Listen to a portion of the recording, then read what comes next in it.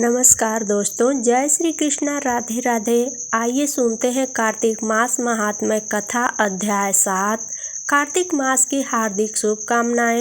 नारद जी ने कहा, हे राजन, कार्तिक मास में व्रत करने वालों के नियमों को मैं संक्षेप में बतलाता हूँ, उसे आप सुनिए। व्रती को सब प्रकार के आमिष, मांस, उड़द, राई, खटाई तथा नशीली वस्तुओं का त्याग कर देना चाहिए। व्रती को दूसरे का अन्न ग्रहण नहीं करना चाहिए, किसी से द्वेष नहीं करना चाहिए और तीर्थ के अतिरिक्त अन्य कोई यात्रा नहीं करना चाहिए। देवता, वेद, ब्राह्मण, गाय, व्रती नारी, राजा तथा गुरुजनों की निंदा भी नहीं करनी चाहिए।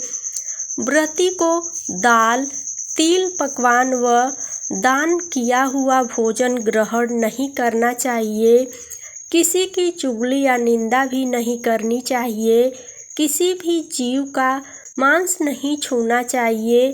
पान, कत्था, चूना, नींबू, मसूर, बासी तथा जूठे अन्न का भी प्रयोग नहीं करना चाहिए। गाय, बकरी तथा भैंस के अतिरिक्त अन्य किसी पशु का दूध नहीं पीना चाहिए। कांच के पात्र में रखा हुआ पंचव्य, बहुत छोटे घड़े का पानी तथा केवल अपने लिए ही पका हुआ अन्न प्रयोग करना चाहिए। कार्तिक मास का व्रत करने वाले मनुष्य को सदैव ब्रह्मचर्य का पालन करना चाहिए। उसे धरती पर सोना चाहिए और दिन के चौथे पहर में केवल एक बार पत्तल में भोजन करना चाहिए। व्रती कार्तिक मास के केवल नरक चतुर्थी, जिसे छोटी दिवाली भी कहा जाता है, के दिन ही शरीर में तेल लगा सकता है। कार्तिक मास में व्रत करने वाले मनुष्य को सिंघाड़ा, प्याज, मट्ठा, गाजर, मूली, काशी फल, लौकी, तरबूज, इन वस्तुओं का प्रयोग बिल्कुल नहीं करना चाहिए। रजस्वला, चांडाल, पापी, मच्छर, पतित, व्रतहीन, ब्रह्मद्रोही और नास्तिकों से बातचीत नहीं करनी चाहिए। भगवान विष्णु को प्रसन्न करने के लिए अपनी शक्ति के अनुसार चंद्रायण आदि का व्रत करना चाहिए और उपर्युक्त नियमों का पालन करना चाहिए। व्रती को पतिव्रता को कुहड़ा, द्वितीया को कटहल, तृतीया को तरुड़ी, स्त्री, चतुर्थी को मूली, पंचमी को बेल, षष्ठी को तरबूज, सप्तमी को आंवला, अष्टमी को नारियल, नवमी को मूली, दशमी को लौकी, एकादशी को परवल, द्वादशी को बेर, त्रयोदशी को मट्ठा, चतुर्थी को गाजर तथा पूर्णिमा को साग का प्रयोग नहीं करना चाहिए। रविवार को आंवला का प्रयोग नहीं करना चाहिए। कार्तिक मास में व्रत करने वाला मनुष्य यदि इन शाकों में से किसी शाक का सेवन करना चाहे तो पहले ब्राह्मण को देकर ग्रहण करे। यही विधान माघ मास के व्रत के लिए भी है।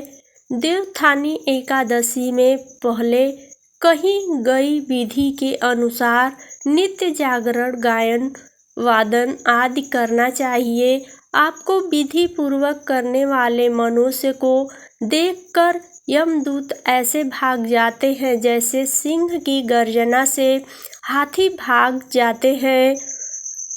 कार्तिक मास का व्रत सभी व्रतों में श्रेष्ठ है। इसके अतिरिक्त जितने भी व्रत यज्ञ है वह 1000 की संख्या में किए जाने पर भी इसकी तुलना नहीं कर सकते, क्योंकि यज्ञ करने वाले मनुष्य को सीधा वैकुंठ की प्राप्ति होती है।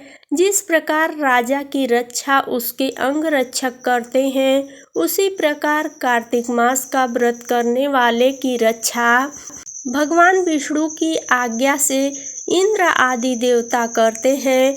व्रती मनुष्य जहाँ कहीं भी रहता है वहीं पर उसकी पूजा होती है, उसका यश फैलता है। उसके निवास स्थान पर भूत पिशाच आदि कोई भी नहीं रह पाते।